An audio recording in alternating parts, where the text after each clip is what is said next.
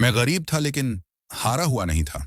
लोग कहते थे कि गरीबी किस्मत होती है, लेकिन मुझे कभी अपनी किस्मत पर भरोसा नहीं था।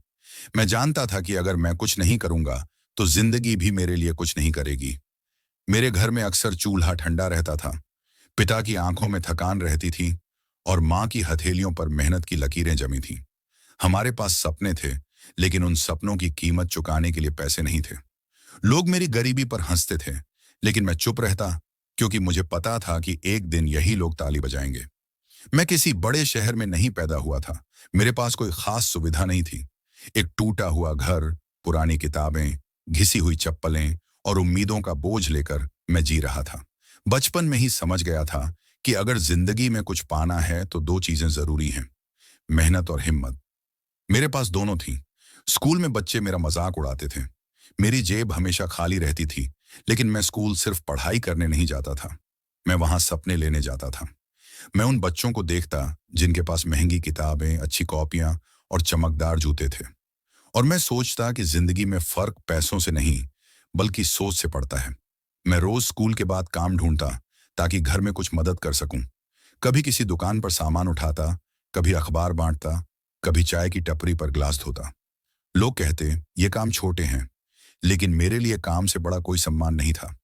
मैंने कभी काम को छोटा नहीं समझा, क्योंकि मुझे पता था कि यही छोटे कदम एक दिन मेरी बड़ी छलांग बनेंगे।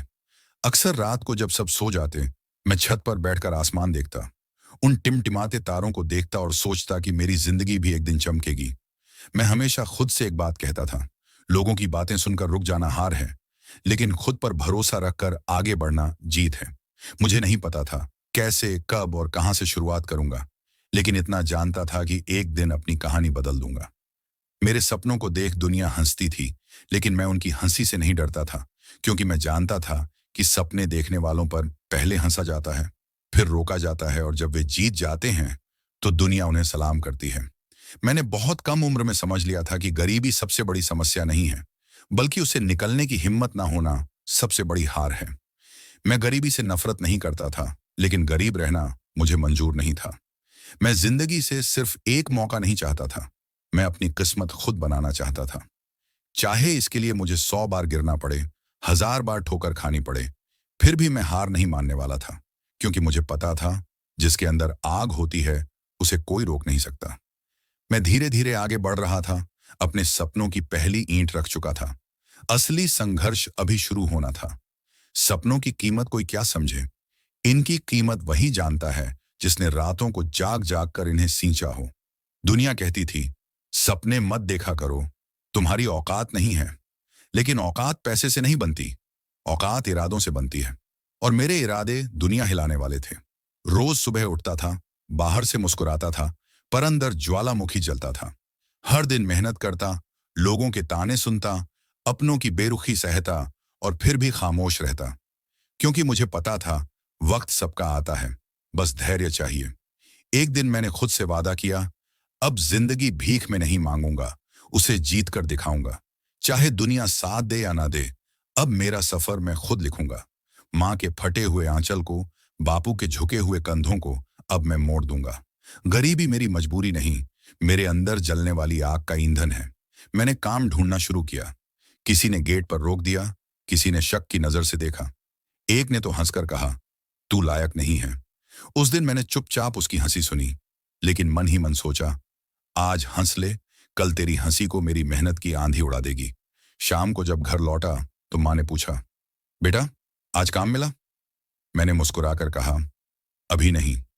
और माँ ने हमेशा की तरह वही बात बोली, कोशिश करने वालों की कभी हार नहीं होती। उन शब्दों ने मुझे फिर से जिंदा कर दिया। हिम्मत टूट रही थी, पर माँ का भरोसा मुझे कभी टूटने नहीं देता था।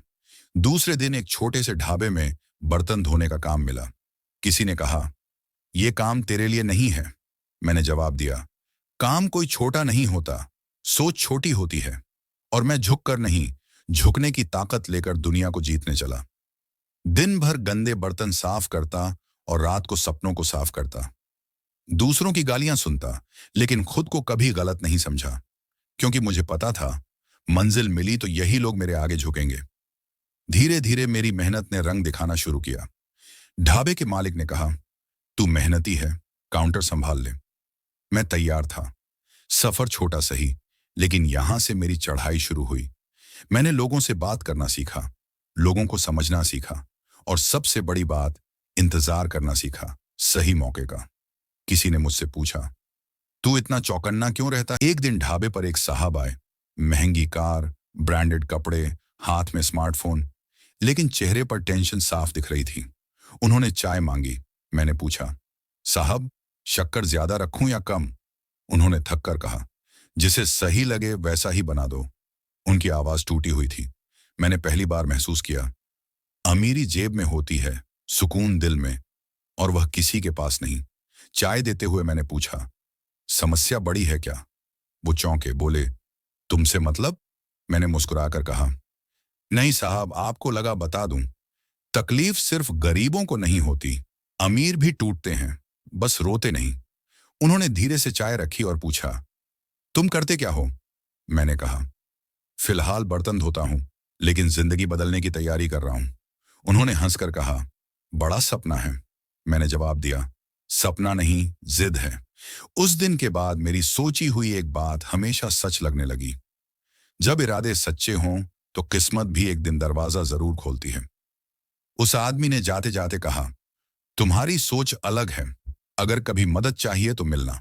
उन्होंने कार की डिक्की खोली और एक नोटबुक दी। इसमें अपने सपने लिखते रहना, जो लिखा जाता है वो एक दिन पूरा भी होता है। मैं उस नोटबुक को ऐसे पकड़कर खड़ा था जैसे किसी ने मुझे पूरा आसमान दे दिया हो। रात को घर लौटा तो पापा फिर पूछने लगे, ये सब कब तक चलेगा? मैंने कहा, जब तक मुकाम न मिल जाए। पापा बोले, मुकाम मिलता नहीं बेटा, कमाना पड़ता है। पहली बार पापा की बात मेरे दिल में उतर गई। उस रात मैंने पहली बार अपने सपने उस नोटबुक में लिखे। पहला सपना, मां को खुश देखना। दूसरा, पापा को गर्व महसूस कराना। तीसरा, खुद को साबित करना। और आखिरी, गरीबी को मिटाना। स्टेशन के पास वाले उस छोटे से ढाबे पर काम कर